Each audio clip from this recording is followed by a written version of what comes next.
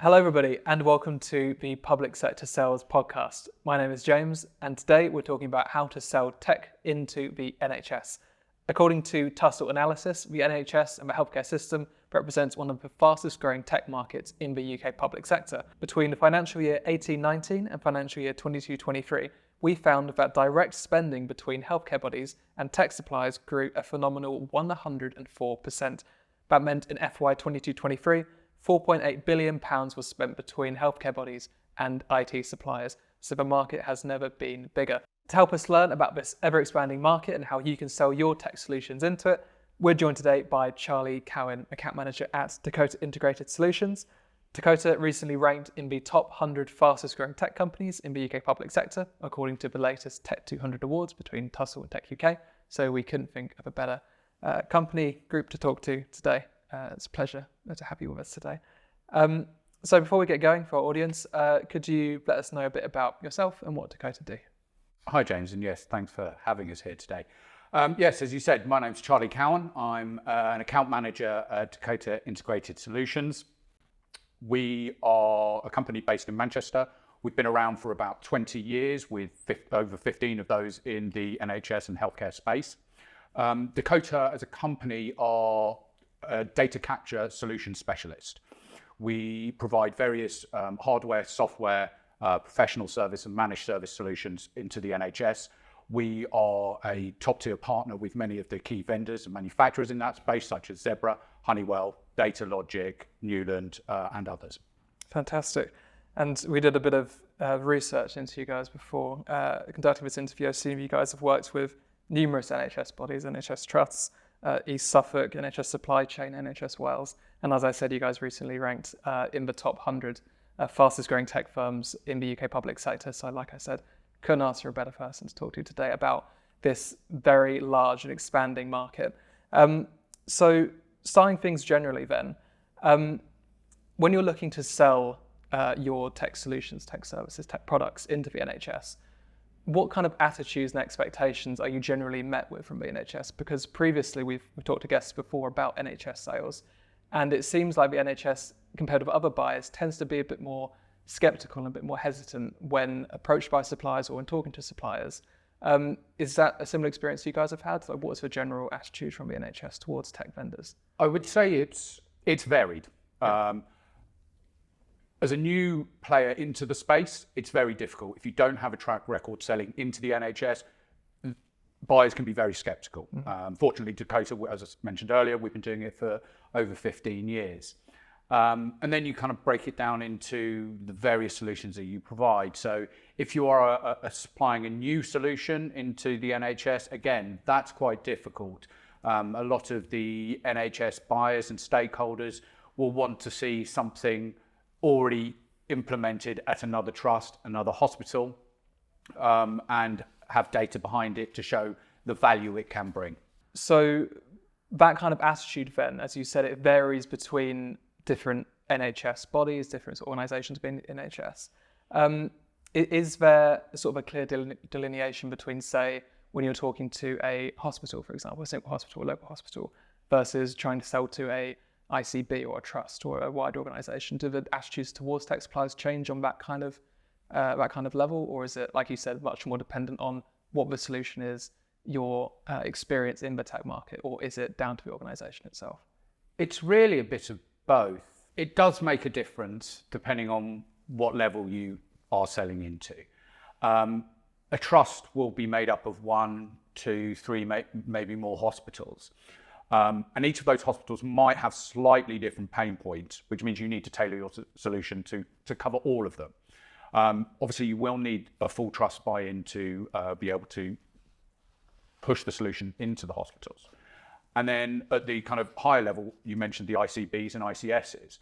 We're seeing a lot more of that these days, where trusts are banding together to standardize technology across trusts and hospitals to help get better patient care, but also to obviously get better economies of scale with regards to their commercial buying power. Mm-hmm.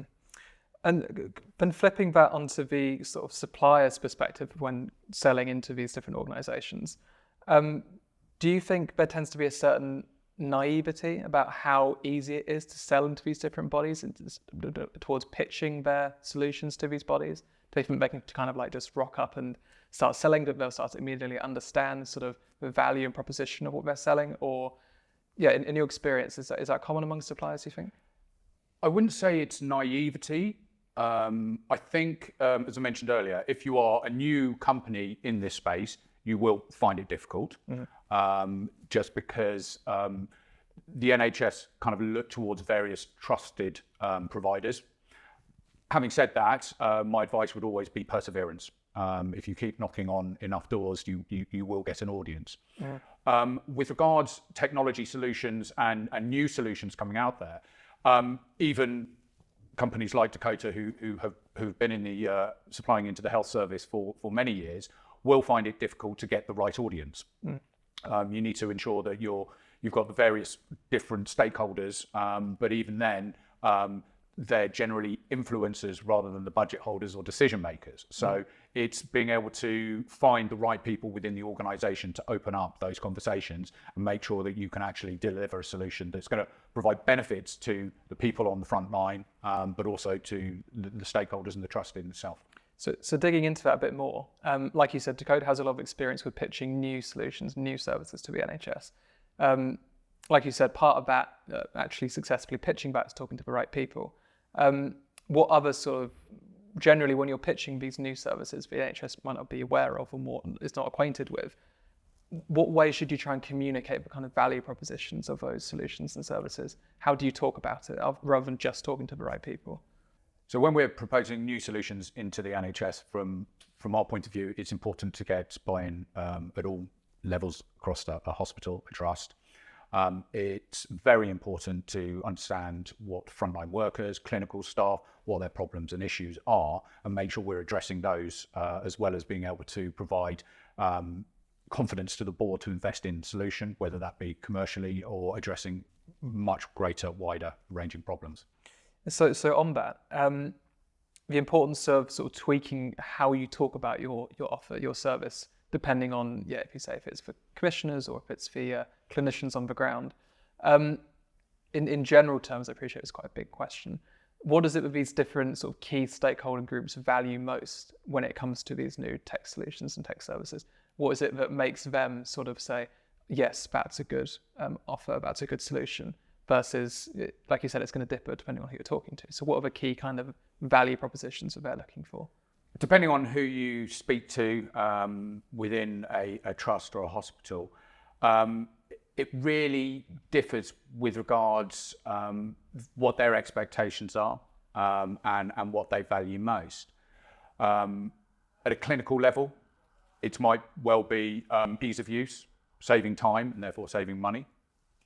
But where we find we get most buy-in is when we start talking about compliance of solutions, how they can make the trust more compliant, how they can make it easier for them to be compliant.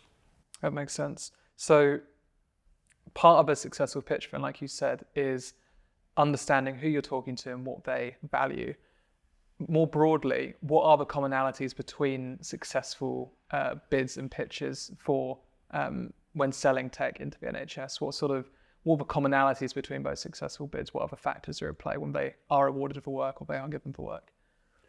So we mentioned earlier, all trusts are different, and we've mentioned compliance. So it really does depend on each individual trust, each individual hospital, and what drives their need to look at a digital solution.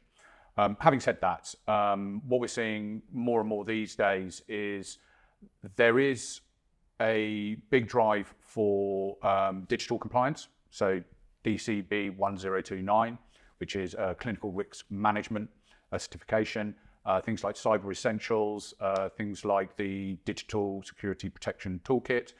All of those things are looked at when a trust wants to invest in a company. So they're important standards to have.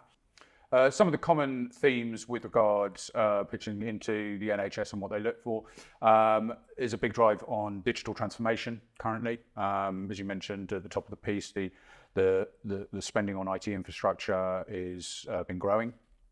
And a lot of this is driven around saving time and money, so reduction of paper records. And then what comes with that is the burden on IT departments to be able to implement solutions, but then manage them going forward. So being able to provide solutions which take all of that into consideration are all key factors for the NHS. And then finally, pricing. It always is. It's a government-driven organisation, so the commercials need to be right, and being understanding what value you're bringing for the trust helps you determine where you need to be.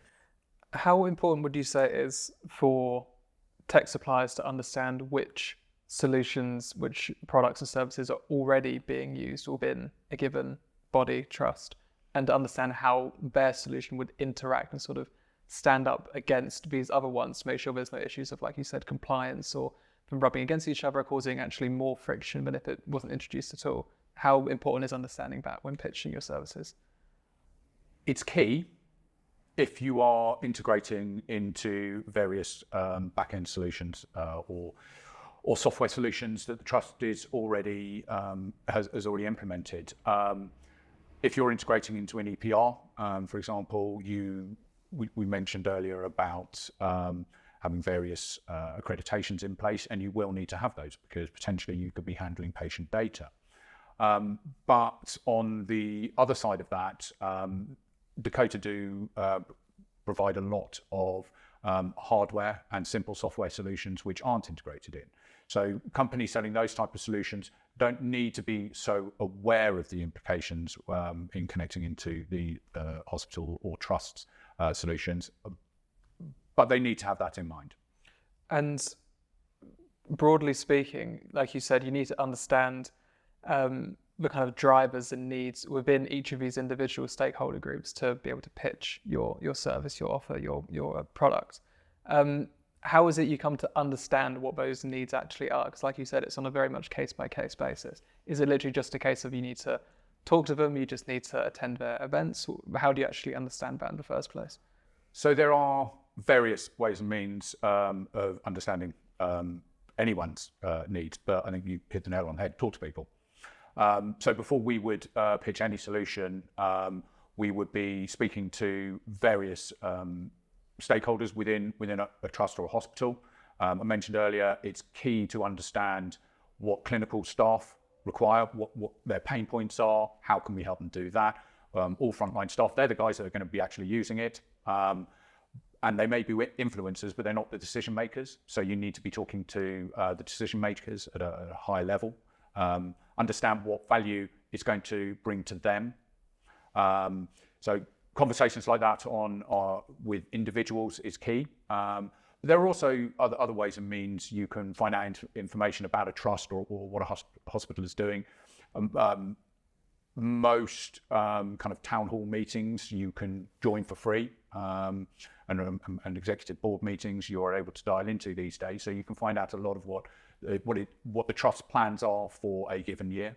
So as we touched on at the start of this discussion, Dakota has a long experience of selling lots of different solutions and products into the NHS, one of which is your voice care offering. Touching on all the different topics and ideas we've touched on already, what did the process of selling voice care teach you about NHS tech sales? What did you learn along the way? I think there are three main learnings that came out of pitching our voice care solution into the NHS. The first would be simplify the message. Especially with big complex solutions, you need to take all the technical jargon out of it and try and keep it very, very simple. The second would be understanding the requirements. We've touched on this throughout today's chat, but I think a lot of this comes down to, again, the communication and the conversations with the clinical staff, understanding what our solution can do and how we can apply it to the problems that they've got. Finally, it would be to understand the use cases. So where do we start? Where is the solution going to add the most amount of value to the trust? There are as I mentioned earlier, many different workflows that we can design it for. But I think, again, simplifying it, making it easier to understand and for people to buy in, it's about working out where we're going to add the most value. So digging into that point about simplifying the messaging around your tech products, from my understanding, voice care is a pretty novel offering in the NHS tech landscape currently. What did you learn along the way about how best to almost translate what it is and what it does, value proposition, into a way that resonates with these key kind of stakeholder groups talking about? What did you learn along the way trying to do that? So with voice care, although voice technology has been around for 20 plus years, and that's voice directed technology, within the healthcare space, it hadn't really been done in what voice care delivers.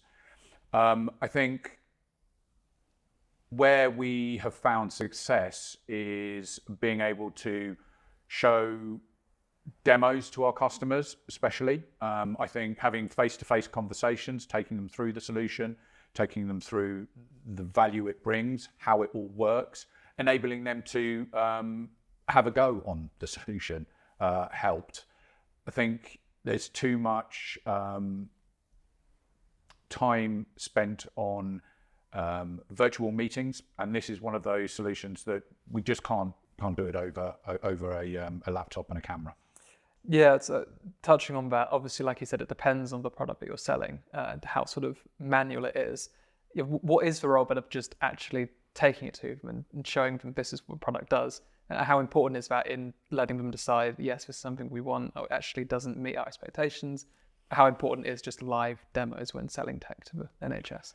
Again, it really depends on the solution, technology, hardware, software that you're trying to demonstrate or sell into a hospital or a trust. From my point of view, face-to-face meetings are much better than anything done virtually. Being able to interact with your customers, being able to physically show them what a product looks like, what a solution looks like, how it works, how it could potentially work for them, and gaining that feedback and understanding where they see the pitfalls, where they see the benefits, helps you tailor the conversation much more easily. So wrapping up the advice you've given today, if you could summarize for, say, a newcomer to this space or even a sort of veteran in the space on how to create a successful tech pitch to the NHS in one sentence, what would you say? Keep it simple. Make sure you understand the requirements of the trust or hospital, especially engaging the clinical staff, and back everything up that you're pitching with factual data. Excellent. And I think that about wraps it up. That's all we have time for today. Thank you very much, Charlie, for joining us. It's all been very, very insightful stuff. If people want to learn more about Dakota and the products and solutions you sell off to the NHS, where can they find out more? They can visit Dakota Integrated Solutions website or find us on LinkedIn. Excellent. Thank you very much. Thank you very much. Been a pleasure, James. Thank you very much for listening to this episode of the Public Sector Sales Podcast. If you want to listen to more, head over to our YouTube channel. And if you want to keep up to date with all of our latest insights, analysis and reports, follow us on LinkedIn or Twitter, or head over to our website. I've been James. Thanks very much.